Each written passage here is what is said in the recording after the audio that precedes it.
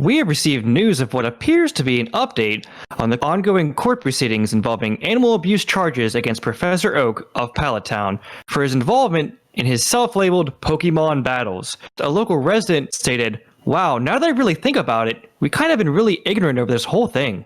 Move over, Michael Vick. Hey everybody, welcome back to the News on Our Brains. Hello guys. I'm Dustin. And I'm Corey. And this is our podcast segment that we like to do where we talk all about the latest going-ons in the gaming world. And if you're not familiar with them yet, check out our couch plays. So we post one of those every week. And the latest one, we just did Sea of Thieves. All right, this is how we fix bugs in Sea of Thieves. And we're doing a giveaway. Check that video out and, comment the keyword in the section if you want a chance to win 1 free month of Xbox Game Pass Ultimate Deluxe Edition. Everything just shoved into there these days. But anyway, so we like to kick these things off and talk about what games we're currently playing. So, Corey, what you got? So I dug into my kind of stack of games that have been on the back burner, and I completed the first game in this series, but actually I'm doing Shadow of War now. It's the one with the Lord of the Rings character where he's kind of got the Wraith attached to him, and you can kind of recruit the orcs to build this army and then use them to fight other orcs and all the other enemies in Lord of the Rings. And I started playing it again, and it kind of it's a fun jump back into the series. I know it's a little bit dated of a game, but figured I'd give it a try. It's been fun so far. That's cool. So I've been playing just a shit ton of Duke Nukem 3D.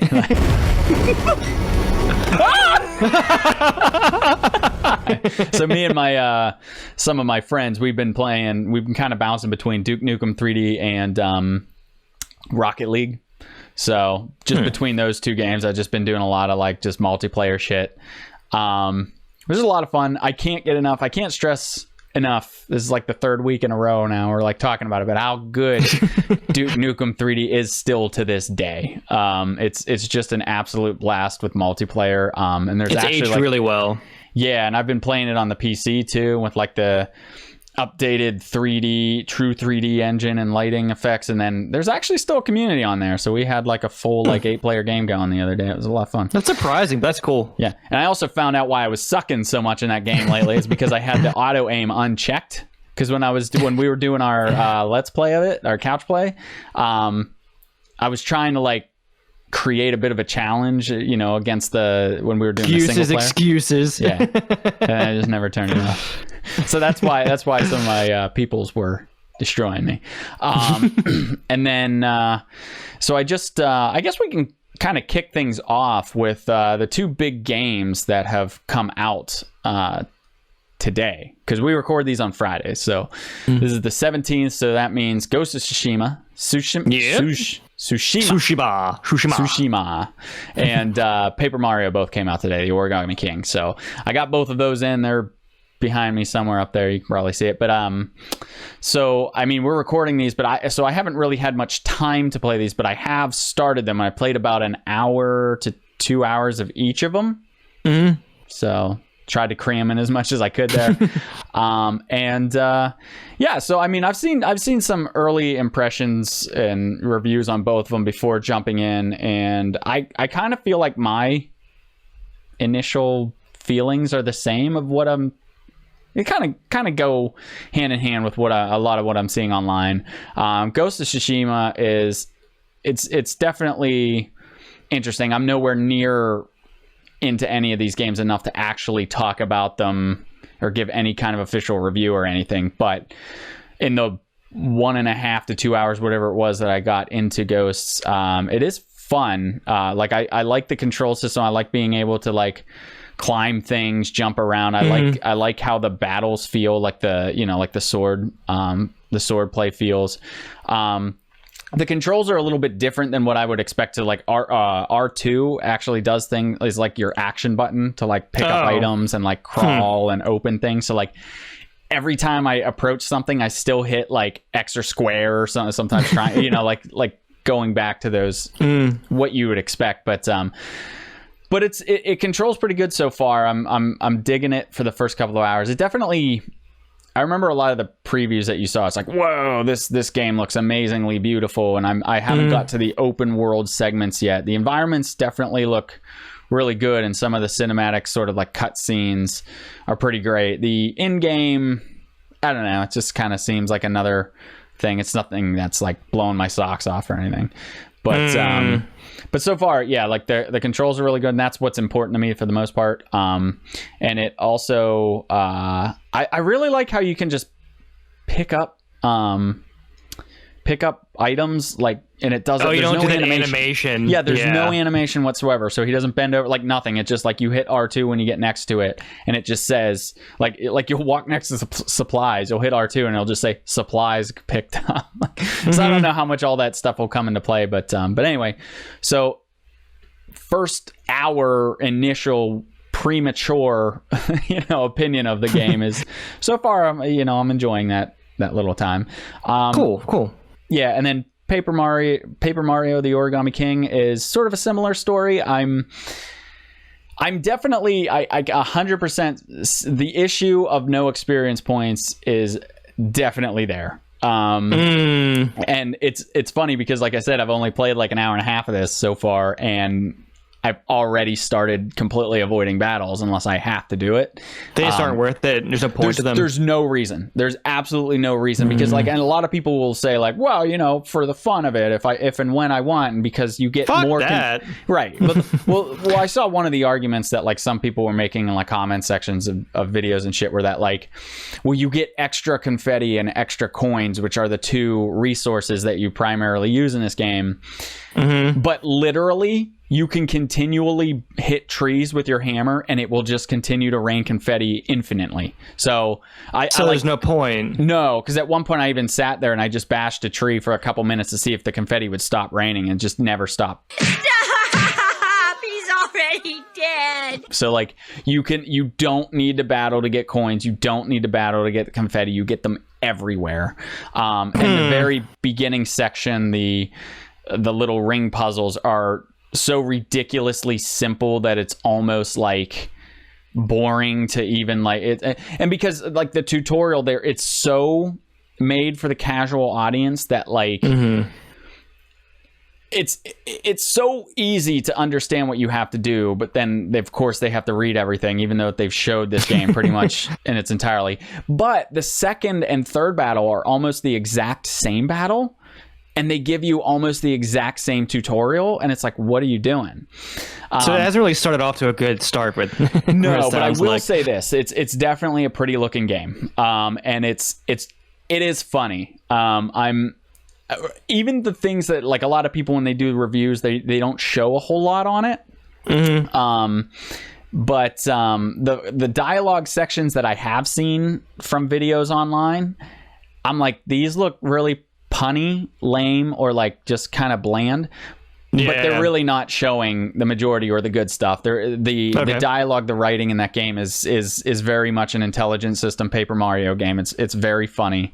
So that alone, like those reasons are definitely enough to kind of warrant going through. And actually, like kind of just finding things around the world is more of the fun in that game thus far.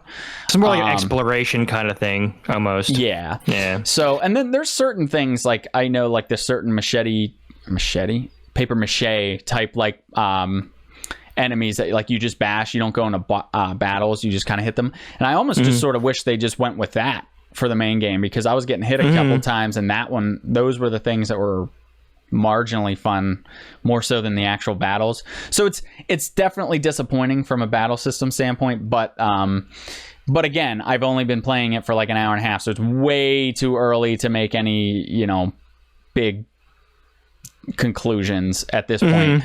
But if nothing else, it's still enjoyable, and it's still funny. And if things pick up a little bit, if the battles even get marginally better and you really only have to battle whenever you need to, I can see it being an overall pretty good game and pretty good and enjoyable experiences. Because this is the thing, everyone freaks out about shit like this when like they make changes to franchises and shit. I'm freaking out, man. You are freaking out, man. sometimes you just gotta like, you know, just turn that shit off, you know, and just go into something and let it happen. Just let it happen, man. Just lay down and take it. And that's what I'm trying to do. That's what I try to do with all games, but that's what I'm really trying to do with this game because of how much shit it's getting for the battle system.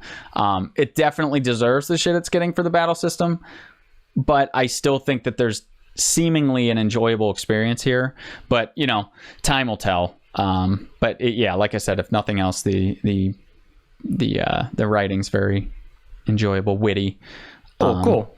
Yeah. So anyway, so those have also been some games I've been playing, albeit very short-lived. But yeah, pre initial thoughts on both of them, premature thoughts on both of them are that they're worth a go.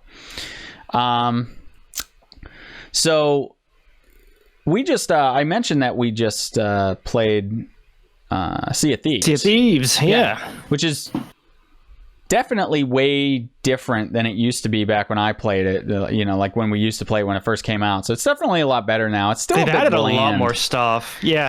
Even with all the stuff, I feel like if they would have added all that stuff in the very beginning, I would have played it longer. Yeah. I don't know. Yeah, but it still feels like there's just too much of an emptiness to activity thing, and you know, a lot of the missions still feel kind of bland. They need more sea monsters. Agreed. Speaking of the pirate stuff, looks like Skull and Bones. Remember that game? Yeah.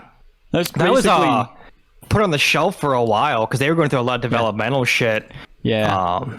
That's a Ubisoft game, right? Yes, yeah. Montreal, I think. I want to say Montreal. I'm not sure. But yeah, I remember that. It was put on the shelf for a long time due to developmental. It went to developmental hell for some reason, but it seems like they're having it's giving a new lease on life from what I'm hearing. At least, yeah, I don't know what have you been rebooted basically, which is funny because like as big pirate themed fans that we are, it was really. I remember we were really looking forward to it because basically. The setup is kind of like it's an Assassin's Creed Black Flag game, but just the, you know, like the ship the battles naval and side stuff. of it, yeah. Yeah, and that it definitely looked really interesting, but then I just completely forgot about it. It's just been so long, and I feel like Ubisoft has like 8 games that just like kind of fell off the map. Like there's that game, there's Gods and Monsters, there's I don't know. I probably should have thought about this more before blurting it out. What are you doing? I can't think of any more off the top of my head. No, so with Skull and Bones, anyways, what I'm understanding, the direction they're taking the game is an open world game. I don't know if it's open world or open world big arena open world. Yeah. And it's going to be combat based where you can either join with your friends and teams. I think there's it's PvPvE. So there's going to be NPC boats and other players, and you're going to be fighting over gold and stuff like that to upgrade your boat. And that's going to be, I think, the carrot and stick of it. It's going to be the RPG systems of getting stuff to upgrade your pirate boat, to go into PvE, to proceed to beat the shit out of other people with your cool pirate boat. Yeah. That's what I understand from news of it so far, which may be interesting. I'm not much of a battle royale person if it is that. Yeah. I'm hoping there's a little more substance. Well, I mean, because Sea of Thieves is PvE. But you know what it actually kind of reminds me a little bit of, too, is that Maelstrom game. Remember that game on Steam? That's a free-to-play game on Steam. That's actually a pretty good game. That's a massive... it's actually fun. For the round the matches were actually pretty short and enjoyable in that. Yeah. But anyway, I just thought that was kind of funny because I completely forgot about that game. But then I just saw it's getting the reboot. But while we're on more kind of funny style news, though, did you see this Nintendo Lego thing? Yeah. So it's so weird. It looks neat, like not something that I would ever get, but like it definitely looks neat as a bit of a collect. It's basically kind of like a puzzle, right? It's like that's what I thought. My first gut reaction to seeing this thing was it's, you know, because you get Legos and it's all about like building different things, tearing them apart, building new things. This is more like it's like one thing that you build to an exact science, kind of like you remember those old 3D puzzles? They'd have like the Eiffel Tower and shit. Yeah, it kind of almost reminds me of something like that more than it does an actual Lego kit. Which, and I know that Lego's been doing a lot with Nintendo lately. Like they did that fucking Mario out of fucking nightmare hell. This fucking thing. What is with that? He's like this big square head, and he's gonna like kill me in my dream. That's a Chucky Mario. That's what that is. So if you saw when you looked at this thing, it has some interactive pieces to it. In the back, there's a little tiny hand crank. You can see it if you look at it far enough. And also the Mario figure, which you attach to a stick. So the Mario figure goes up and down. Yeah. And I'm assuming it's a side scroll, some sort of side scroll functionality with that little hand crank. So Mario looks like he's jumping along your Lego pieces. This definitely feels like something that a collector would get. In concept it's cool, but in practicality, I don't know who's gonna buy it. Yeah, well, it was neat until they dropped the fucking price on us. Yeah. $229.99 or $230. Like, worth it. Like you can buy a Switch Lite. Yeah. You could buy an actual game system for this price from Nintendo. You know? or even like probably closing out PS4 or Xbox One or something. Yeah. So, or you can get a fake interactive Lego system. It's a good icebreaker when your friends come over, I guess. I guess. Hey, you want to touch this for like 2 minutes? Yeah, I mean, if I had all the money in the world, like cool, it would be like a nice corner desk ornament or something. But fuck, that's just, I don't know. I think I mean, the Mario kit was expensive as it is, but this is just like, I really feel like they got the price wrong on this one. But yeah, who knows? We'll see. They'll probably still sell more than I would ever expect them to. And while we're, you know what? Let's even go further down the ridiculous hole. Let's talk about Stadia. Hip hip!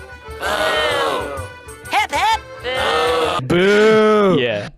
No, but this is actually kind of good news for Stadia. Okay. Which isn't something we've gotten to say before, and probably won't say again. Say again. Yeah. But they just did a Stadia Connect, which, you know, I don't know how many people watched it, but the one cool thing that came out of it is they announced a Super Bomberman R online, which is basically Bomberman Battle Royale. And okay. That's cool because it has that real reminiscent, you know, Bomberman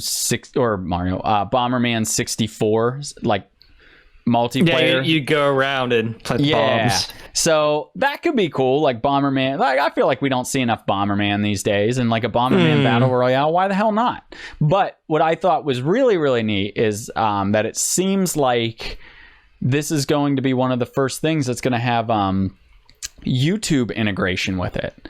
So I don't know if people remember, but basically whenever they first started talking about Stadia, I think even before like it was officially announced and everything, like a lot of the general conceptions and stuff that they were even discussing was that because, you know, it's Google and Google owns YouTube, it would be sort of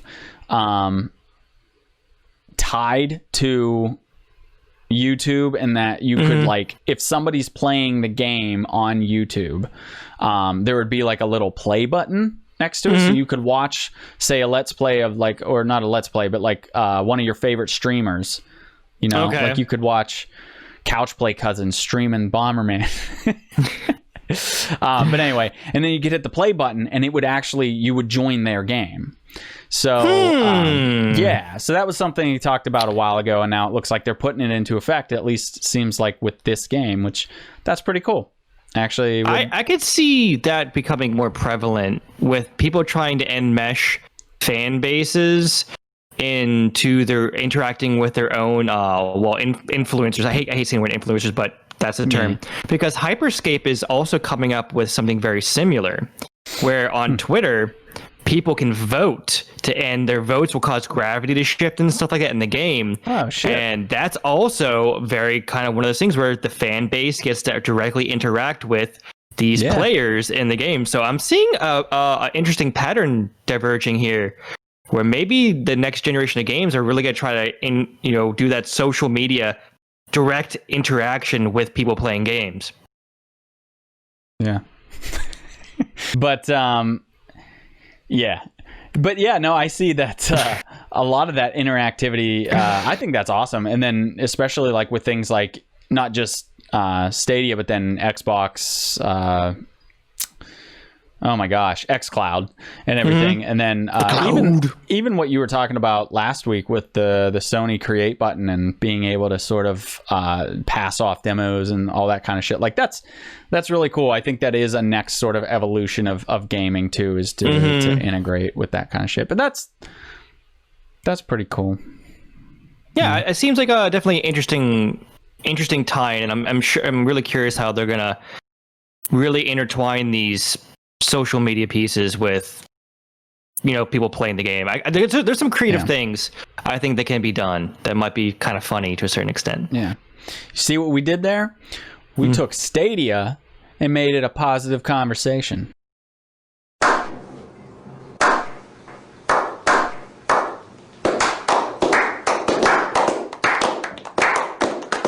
Yeah, we have that power.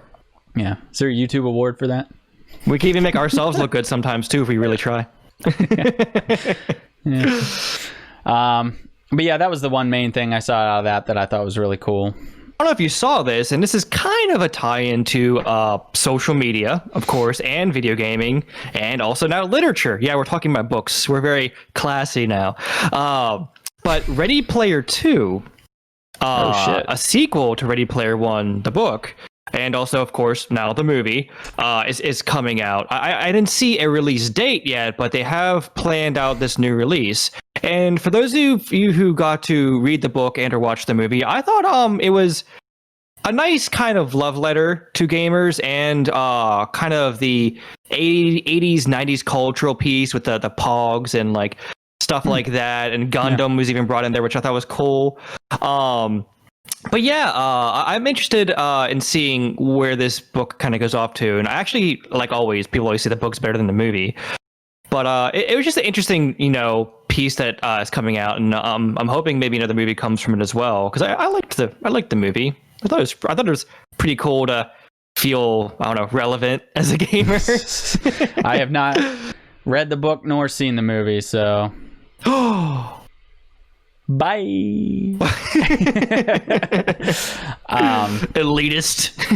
Yeah, that's cool. That's an unexpected sequel. Mm-hmm.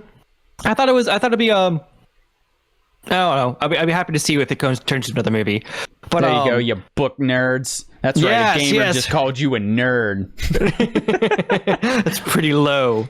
So I don't know if also you saw The Witcher himself, Henry Cavill, released a little video about 5 minutes long of him building himself his own gaming PC, which also cool. Another famous person who plays video games. Now we have him, Terry Crews, and now Elon Musk. So we're building up. Yep. But this one, there's a lot of people that game, like this, and I mean, look at us. I mean, we're two hunkin' handsome guys here, and we play games. Yeah, we're pretty cool. famous. But no, this one is special because when you watch it, it has the background music of I think Barry White. Can't get enough YOLO, baby. And, we all know Henry Cavill. He's kind of like this kind of attractive guy. He's pretty built up, and he's centrally building this gaming PC. And the funniest part is, and I'll put it up here just briefly, is when he's putting the processor into the motherboard, he's like slowly massaging it in. And it's like... Here we go, and it's like rubbing in it. It's so funny. Yeah. And the guy has a good sense of humor the way he went about it. But you can even see him being perplexed when he's building it. He's like looking at the instructions, and you see like parts falling out of the tower, and he's like, it's really funny. He installs one of the parts even upside down by accident. But yeah, I'll throw a little bit up there, but it's just if you can find this video, it makes you appreciate the guy a little bit, and also gaming in general. A little fun tidbit on that. I thought it was pretty funny. Nice. But I think another big piece that kind of came out recently, now that we're actually going to get an actual gaming discussion, is Ubisoft's Ubisoft Forward came out last Sunday, I think. Yeah. So a little dated, but still relevant. But they got to show a little bit of Assassin's Creed Valhalla gameplay. Mm-hmm. Yeah, I don't know what you got to see on it, but they actually showed some interesting kind of I want to say mechanics, but content pieces in it. And I'll let you, what were your thoughts on that?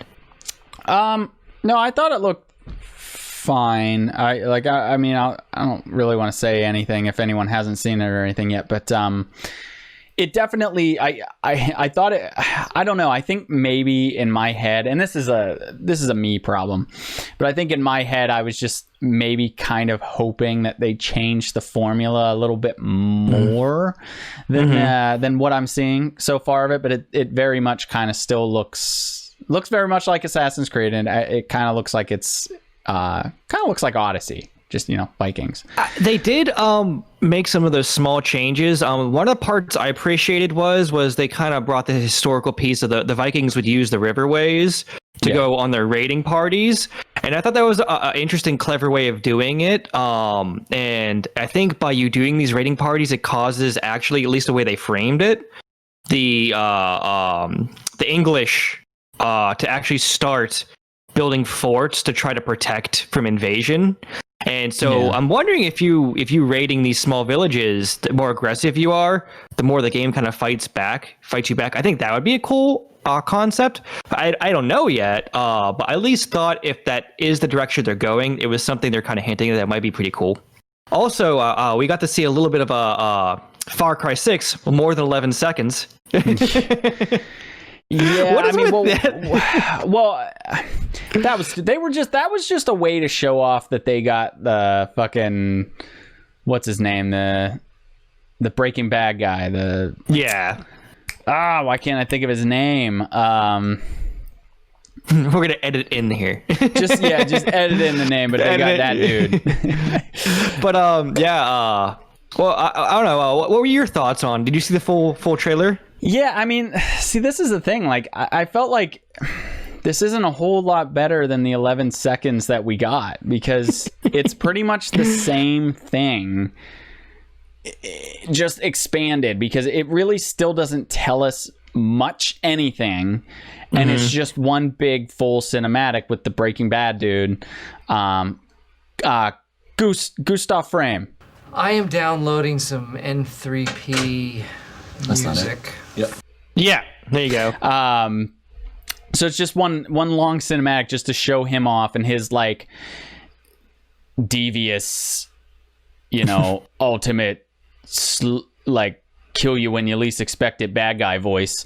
Kind of really like being a bad father. yeah, or uncle. It's kind of or unclear. Uncle, pseudo parental figure. But I don't know. Like it was a nothing thing. I just felt like it was, again, like,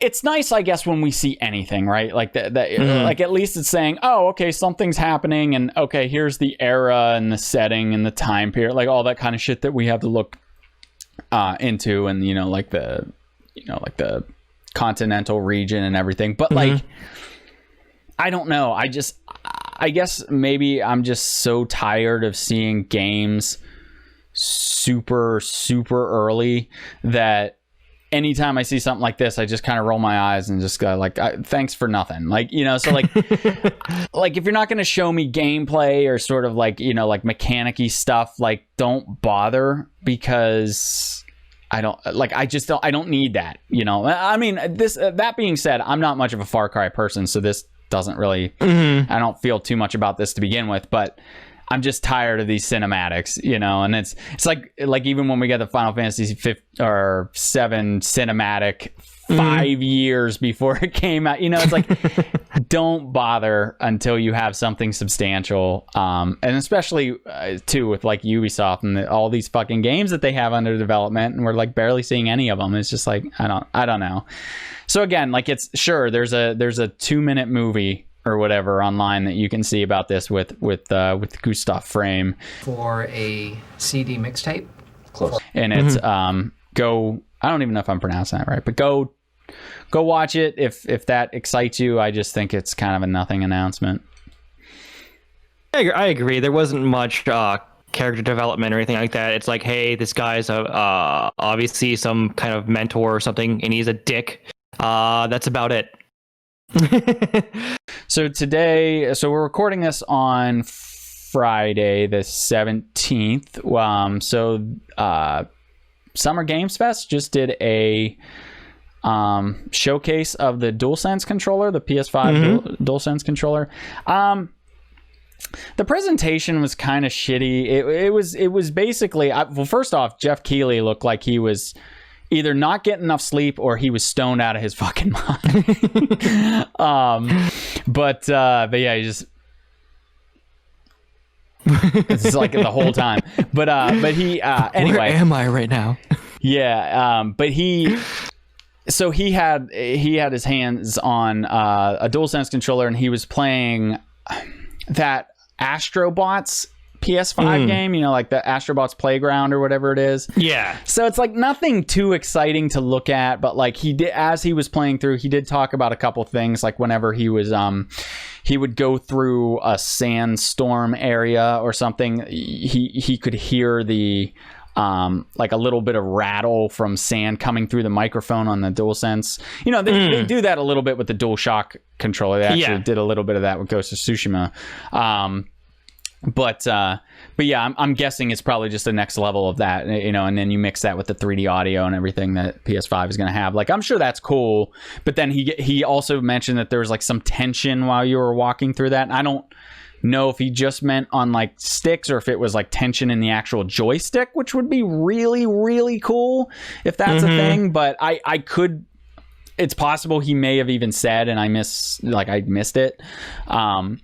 But he was just sort of describing what was happening with the DualSense. He didn't really, like, there was nothing to really compare it to, with the exception of one section where you were like this spring robot thing. And he said, like, as you pull the, you know, L2 or R2 button, it would feel a little bit stiff.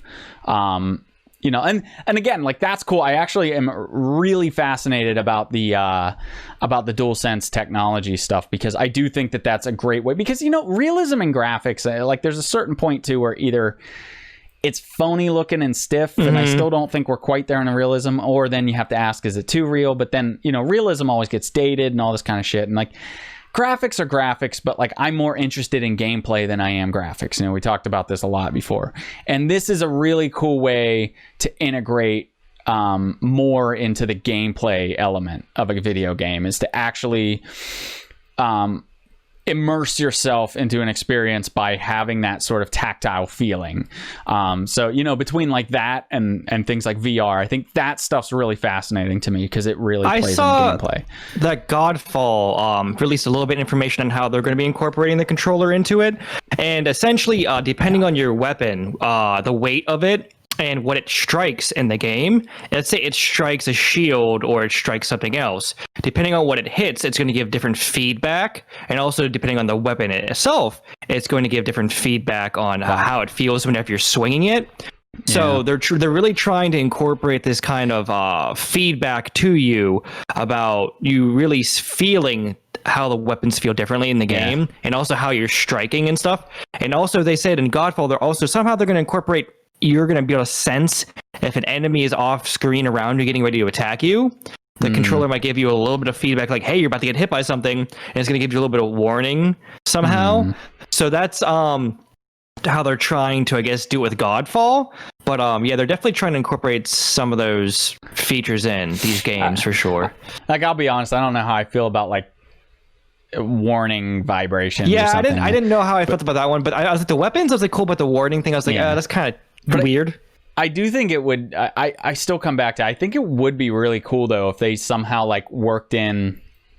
You would get like if you were carrying something heavy or sludging through like thick mud or something, if the joystick would resist and stuff like that stuff would be really cool to me. You know what else would be really cool? I'm pretty sure that they would have said something about this if this existed. But it would be really cool if there was like heating pads and ice pad like sensations in these things. You so could like sense if you're in the temperature difference. That'd be cool. But anyway, I'm really interested in the DualSense. This presentation just did not do a lot. Then he talked to, I forget the PS5 executive guy's name. I'm not up to code on all that shit, but he talked to one of the executive development guy. I don't know, fucking some guy at Sony on the PlayStation team, and that guy was sort of talking all about it too. He was talking about how that's like. He made some points similar to what I was saying too about like how the controller is the link between the player and the game, and how like that's why they wanted to take it a bit further. He's like, we could have just iterated on our controller because people love those controllers, but we wanted to do something different because everything sort of starts to feel the same, so they wanted to do something. And he also talked about like kind of going into this next generation, how a lot of their first part or games that are developed like exclusives for PlayStation, they want to utilize a lot of this technology more often than not because they want those unique experiences, because otherwise it's like, should I get it on this system? Should I get it on that system? And the question's always basically been, well, my friends have this one, so that's the one I get, Yeah. But if the difference is actually in the tactile sensation and immersion of the experience of the whole game, that's a tremendous advantage that PlayStation would have over Xbox just because of that technology. And then also he touted the solid state drive, so he's like, that's another one of the, so like you combine those two things, it's like you really have a more immersive game experience, because it's funny, we were just playing Sea of Thieves, and I remember at that one point when we died and the loading screen was like almost felt brutal. Like 2 minutes. And so like imagine being able to play games in the future and never having things like that happen, and you just jump right into the action. And then you combine that with this DualSense technology. I think PlayStation really has a potential winner on their hands. Speaking of next gen PS5, of course, on the other end we got the Xbox. So Xbox Games event is next week. So I'm getting excited. The closer we get to that, I'm really expecting a lot out of this. So, and I know that they're promising a lot of shit. Yeah, like a lot of shit. Yeah, I mean, if nothing else, like if they have a really good Halo show, that might be enough to like really, really give them the advantage. I don't know.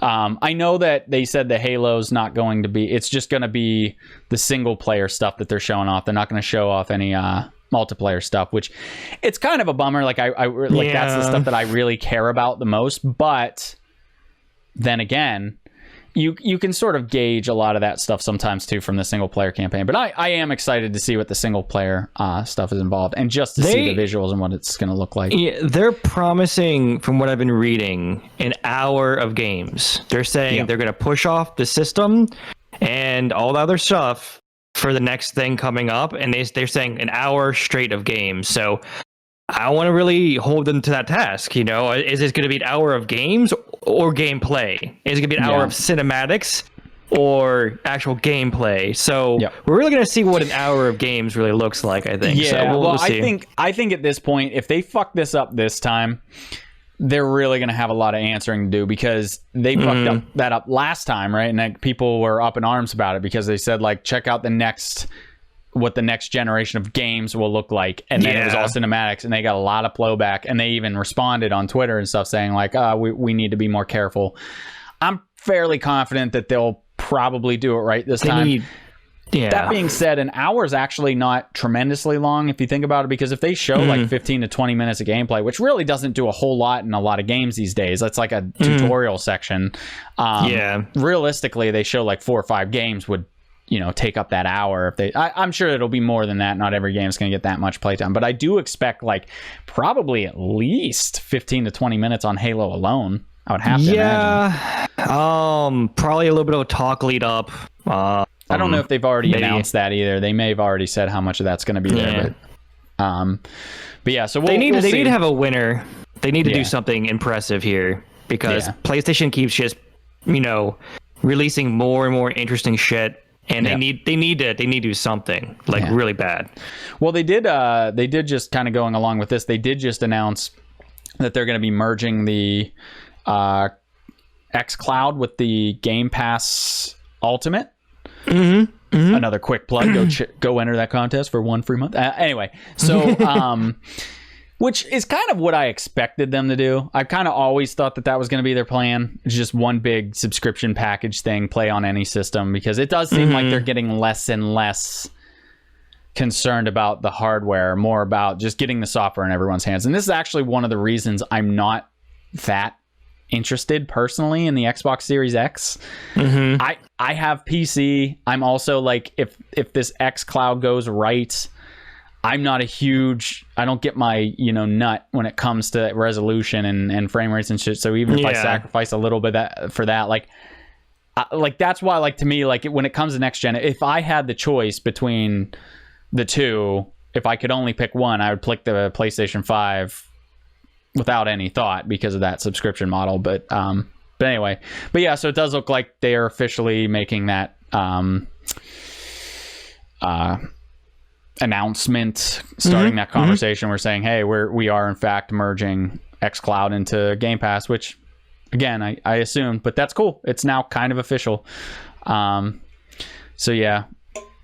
There's, what, the other cool thing too, and this is why, like, it is really interesting this generation, because like each side has so many different, pros and cons. Like Sony's doing all this.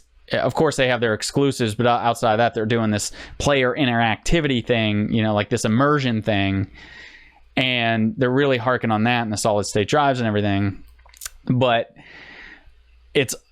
they also just kind of shot everyone in the dick by saying that, like, it's not really going to be backwards compatible. Like, I don't even think I could be mistaken, but I don't even think it's full PS4 backwards compatible. I think like some of the later generation PS4 stuff will be, I think they said, but not everything. So like, it's like they really kind of dropped the ball on that. I'm sure there's many reasons, but it's a weird what both of them are choosing to do, because Xbox is almost kind of going like, hey, we have a very limited catalog, but you can have access to all of our catalog. And that's the thing, is because Xbox is touting, and they're continuing to tout that, hey, you're going to have all 4 generations are going to be playable on the new, and that's a pretty big selling point to a lot of people. It is. So it's definitely getting interesting, to say the least. Different philosophies, that's for sure. Yeah. And then, you have the Switch doing their own thing. But, well, actually, interestingly enough about that, they, so everyone knows at this point, Crysis Remastered got pushed. I don't think did they give an update date on the, I don't know. I can't remember if they gave an update, but they pushed the game back a little bit. I can't imagine it's going to be too far off. They may have announced the date. I honestly can't recall, so I apologize for that. But there you are. But the original date of July 23rd looks like it's still holding true for the Switch version. So that's kind of interesting. And they actually posted a little snippet, like a little clip of the destruction thing on their Twitter page, on the Crysis Twitter handle. So you can check that out. It's like a quick tease of the updated destructive map something like the environmental destruction. And it's like a maybe it's like 7 seconds long, so it really doesn't show much. It says all captured on the Switch. I still think, unless it's heavily compressed, I still think it looks kind of muddy, and time will tell. But I'm very skeptical with Switch ports. As much of a Nintendo fan as I am, I just would prefer not to play a blurry, muddy mess. I don't care that it's running on a tablet. I just don't think games need to be on that system if they're going to look like dog shit. But to each their own. It's still impressive. It's still interesting to see. You raised the point in the past where it's like, At what point are you really into the Switch for these ports? I doubt it. I honestly doubt it. Most people who want to play Crysis are probably going to play it on the PC where it originated, where it has pretty phenomenal graphics. It was one of the games that kind of touted its graphics in the first place. So is this really a big thing when it comes to it? Yeah, ports are cool, but at the end of the day, is that really what you're into the Switch for? Yeah, it's interesting from a tech perspective, but like from a realistic practical sense, like I just think it's silly because most of the time they're more expensive than the counterparts too. Yeah. So you're paying more for a really shitty version, muddy version of a game. Again, the Switch is like becoming my favorite console ever. Like I love Nintendo stuff. I love Nintendo products and shit, but like I'm just being honest. Like that stuff's just really stupid. Like I don't think Witcher is better on everything else. The Crysis is going to be better on everything else. But if it's a port of an old game like Final Fantasy X or Doom 3D or not Doom 3D, I'm sorry, Duke Nukem 3D. Of course, that shit's going to look fine. But yeah, I don't know. I just think that stuff's shitty. But yeah, Crysis is keeping its July 23rd date, so that's neat. It is still neat to see that kind of shit. And then if you want to see that little clip that I was talking about, just go to the Crysis official Twitter page, and it'll be on there. You might have to dig for it now. Speaking of Twitter, though, and Nintendo, man, we talked about this last time, and man, are fans thirsty. Man, they want info. They want a direct bad. So, like, naturally, as we get closer and closer to these like rumored dates, because now the big direct rumor date is like July 20th, which would be Monday, which seems really unlikely and bizarre, but hey, it could happen. So of course, we also have all these Mario 35th anniversary game rumors that have been coming out. So like Twitter now, the big additional leak clue, whatever, is that these Twitter accounts are being made. One of them is Super Mario 35th is the Twitter handle, and people have figured out, like when you go on to like reset your password and it says, is this the correct email account? Well, like so it has that, but it shows like it looks like the correct Nintendo account. That, of course, like things are starred out, but it looks as though this seemingly is a genuine Nintendo created thing. It's like a nintendo.co.jp or something like that handle. But I mean, technically fans could be doing this too. I mean, it could be done, so you never know for sure. But along those same lines, an FZero one got created as well. People have been creaming themselves for a long time waiting for an F-Zero fan. This is one that I don't really get. I mean, I've never got into F-Zero to begin with, but it's kind of just like not Thumper. That's the beat game. There was like another game when the Switch first came out. There was a fast racing. It was basically F-Zero, minus the name. And it's, sure, a little bit different, but like I think people just like feel like there's a lack of racing games, so they're like latching on anything. But these super fast pod racer style like racing games never bit into me. And I don't know. I don't care about F-Zero, but hey, people that have been wanting F-Zero, it looks like that's getting the same sort of tease treatment that the Super Mario 35th stuff's getting now. But they're basically in the same category. Yeah, we'll see if this July 20th, we'll know soon enough if that's bullshit or not. And you know what? Here's like the other thing too, because I know a lot of credence. Even I looked at this whenever they first announced that Paper Mario game. I remember thinking, oh, the leaks that talked about the 3D Mario games, getting remasters, did mention a Paper Mario game, but they mentioned a Paper Mario game that was returning to the Paper Mario roots, and this game is anything but that. So, you got to take everything with a grain of salt. I mean, every year, if you guess something, it's bound to come true. But these ones do seem to have a lot of weight behind them, but we'll find out soon enough. But yeah, so that's more fans looking for anything Nintendo related. Well, speaking of Twitter, though, there are some other stuff going on Twitter. We have some Valve employees that have been kind of talking recently, posting some things on Twitter and other things like that, and they've been really hinting at their interest and passion into doing something bigger. And they kind of brought up Half-Life Alyx, and they said they wanted to do something like that, but they wanted to do more of a continuation of the storyline. And they basically laid it directly out there that a lot of these employees are wanting to do like a Half-Life 3. Yeah. And for everyone out there who knows Half-Life, the game's got a freaking massive cult following, like ridiculously massive cult following. And I'm kind of wondering with Valve, being the company that they are, if they're truly going to be interested in producing games anymore, or are they going to be like just purely like the Steam people that they are? And but I don't know, that'd be really cool. Yeah, if they well, produce that. Considering the success of Half-Life Alyx, I mean, Half-Life, a new Half-Life game seems inevitable at this point. It's printing money. If they did it, it'd be guaranteed to sell. Yeah, like, I'm almost convinced that it's happening at this point. We just don't know when and where. Like Aliens, we know that they're out there. but yeah, no, that's cool. Yeah, I think it'd be at this point it'd be foolish for them not to. It's literally an easy win. So I thought that was something that was really cool. And another thing that kind of popped up that I thought was just really interesting, and you know how Keanu Reeves, he's kind of popped himself into the new Cyberpunk game.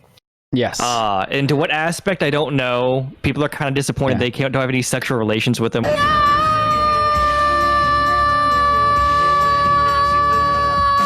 Which I thought was the funniest thing. As soon as people found out Keanu Reeves, and then they asked the developers if there was any love options. Canceling my pre-order. People asked if and he's like, Keanu, no. But yeah, they thought yeah, but they wanted to see if there's any dating options with him. That was like, oh, people are so fucking thirsty. But just make another Colonel Sanders style game with Keanu Reeves. I can see that. I love you, Keanu. But also someone else is getting hinted at. It's a little bit of rumor, but it might be mildly being substantiated that a certain icon in the gaming arena, Mr. Hideo Kojima, might be in this game as well. I don't know, again, to what aspect, but people are kind of starting to run in the rumor mill that he might be playing some sort of some role in this. I don't know if it's going to be like an Easter egg where he's like walking in the street and he's like, hey! And you just like keep walking past him. But I thought that was interesting little thing to plug in. Yeah, no, that's cool. That'd be cool. I mean, I wasn't like a Death Stranding fan. I'll say that right now. But Hideo Kojima he's pretty much the fucking man still. Like that dude's fucking awesome. So yeah, he deserves it. I hope it's done in like the most arbitrary, like benign way, where you're like driving your car and he's just like some drifter walking along the road. You barely even see him, or he's just in one random car that like maybe you'd look over at. Maybe you look over the car window across from you and you see him there just like playing on his like phone or something. Maybe. Yeah. Let's start the rumor mill. Did you hear that there's going to be a playable arcade version of PT in the game that you can play? No way. Once you put a VR headset on in the game. Like, what? Now they're leaving hate comments. Fucking fake news. Yeah. Let me give you the meanest comment ever. Come at me, bros. Yeah. You know what? One other thing I forgot to mention when we were talking about like this next generation and everything, because like one thing that these next gens are starting to plug is that they're going to have all digital versions now, which there's especially for collectors, that's like basically hell on earth. It basically means that the physical copies are going to dwindle and we're just going to end up with this digital era. I mean, actually, let me come back to that. But all I'll say is that it does seem like a lot of companies like Capcom and other companies are reporting that like 80% plus percentage of sales for a lot of these companies are basically all digital now. It just makes sense. They make more money this way. It's easier for people this way. And so here's what I was going to come back to. And the thing I want to say about digital games, because I mean, this is nothing compared to the stuff compared to the games that I own, like physical wise. But like, I get it. Like I like having physical copies of games a lot of the times too. I get it because there's additional advantages, right? Like you can lend them, you can sell them, you can like all that kind of shit. And then for some people, it's a collector's thing too. It's like that they really just want to have that tangible item in hand, right? PC gamers, that ship has sailed a long time ago. But the thing about PC, and this is why I think PC has moved on so quick, is because it transcends generations. You can still play the original Portal games. It doesn't matter if you get a new computer. None of that matters. It's all online and it's all cross-generational. Whereas these types of games on these consoles, that's not the case, right? Like, especially as you're seeing that with the PlayStation 5, why people are disappointed because it's not backwards compatible. So you're going to have all these PS4 games that you've invested into that are now worthless that do nothing for you unless you sell them off. So and you can't sell off a digital version because no company has come around and created a very healthy digital sort of marketplace to do this, right? So that's what needs to happen, I think, especially when we go full digital, that would be ideal, is if there was a way that you could lend a game and it would deactivate your ability to play it while your friend that you lent it to is playing it, and then if you went to play it, it would say, you lent this to a friend, would you like to take it back? And then if they created a better system, I mean, Steam even has that a little bit, right? Even PC system has something's game in there, lending. Yeah. So and if they did return, so that weird. If they did returns and everything, sure, that would ease consumers' minds a lot more. And then if they did this sort of Steam approach where it was cross-generational, I think it would be so much easier for people to accept. When it comes down to it, I think it's just a nostalgia piece. Us growing up, we all grew up with these physical copies, and you got the joy of opening it up. There's a little art book inside. The manuals. Yeah, the manuals had really cool looking things in them. Even sometimes the discs would look sometimes cool. Sometimes you get a disc, even there's rare, it'd be clear looking, or even the disc would have some writing on it. And there was something about unwrapping it. It was almost like a Christmas present. You get to open up the cellophane packaging of whatever is on it. And I think that's so ingrained in the nostalgia pieces of our brain, I guess you could say. And that's why we're so latched onto it. That and a little bit of fear, and maybe misguided fear, but people for some reason think, like you said, that if they have that physical game, they have ownership of it. They own it, as opposed to some digital game that's off in the ether that if the server takes a shit, they lose that game. And people, there's a lack of trust, I think, there, where I think deep-rooted lack of trust, where people go, I want this is mine, I paid for it, and people don't trust it not being there in their hands, even though realistically, you kind of just refuted all those things where if they don't have the server, the game's probably not going to run anyways. But people just cannot get over those feelings. And I think and there's the other points that I made too that are valid too about the selling and trading and and lending and all that shit too. And that's why I said I personally if that's why I love PC and I'll buy everything on PC without a second thought, because to me it's just that's basically, you're never going to have to worry about it on PC. And if consoles were like that, I'd be 100% on board with an all digital future. Right now, an all digital future to me is just if it happens, it happens. But it's an inevitability at this point.